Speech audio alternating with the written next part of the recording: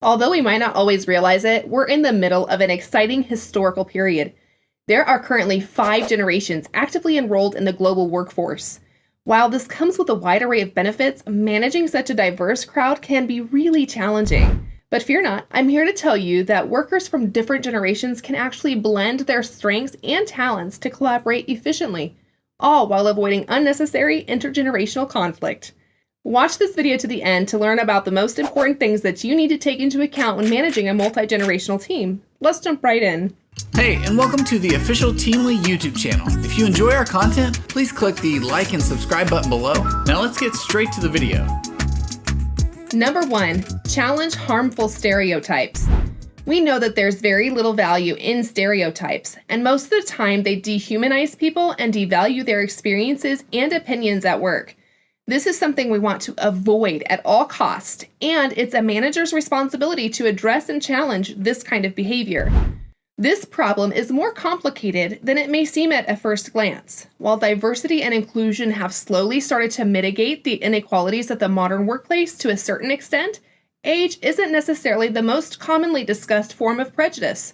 When people can't relate to others due to generational gaps, they will often resort to blaming age or outlook differences instead of working to uncover the root cause of the problem.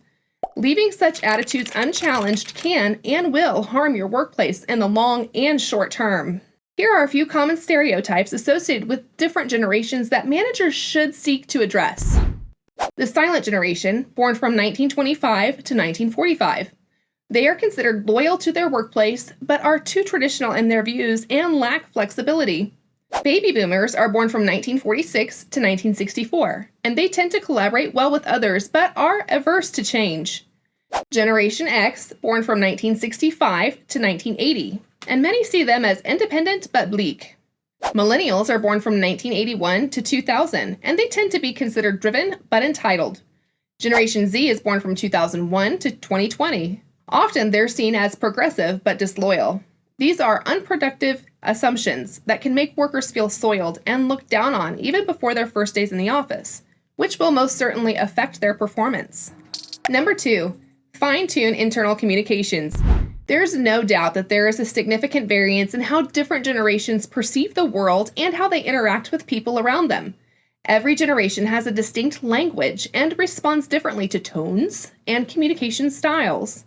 So, in order to communicate to a multi-generational team, managers should be mindful of these generational differences. Failing to do that might even result in workers not achieving peak productivity and engagement in the workplace. Millennials, Gen Xers, and Gen Zers will typically find email or chat updates more comfortable, whereas baby boomers find verbal interactions more intuitive and comfortable. Managers should always seek to diversify communication methods and channels, which will allow them to accommodate different people of different ages. Number 3, pay close attention to your employee value proposition. An employee value proposition is also known as the EVP, is the set of benefits that a person enjoys in return for their skills and qualifications that contribute to the business's growth. The EVP plays a critical role in defining how your employees perceive the company and showcasing what the organization stands for. Making sure that your employee value proposition includes members of different generations and appeals to them is extremely important. Consider adding benefits that both younger and older employees will appreciate, like wellness programs, a dedication to healthy work-life balance, a good medical insurance, etc. Number 4, promote knowledge sharing. There's a lot of valuable knowledge to be exchanged between members of different generations, and it's essential that managers allow and facilitate exchange in the workplace. Naturally, the skill gaps between generations grows over time, but that doesn't mean that we should just accept it. Workers of all types can share valuable recommendations and perspectives on how specific problems can be addressed, especially when it comes to knowledge workers. Ensuring a free flow of knowledge among company members is beneficial for everyone involved and gives organizations a substantial competitive advantage. Number 5, clarify and reiterate expectations. Having clearly defined common goals is what differentiates groups from teams. Team members work together. They're more motivated and have a sense of purpose in the workplace. This is precisely why managers should be very transparent about everyone's spectrum of responsibilities and expectations. More importantly, this has to be done on an ongoing basis. Along with that, it's also critical to underline how a person's skills and experience can help the team and company evolve.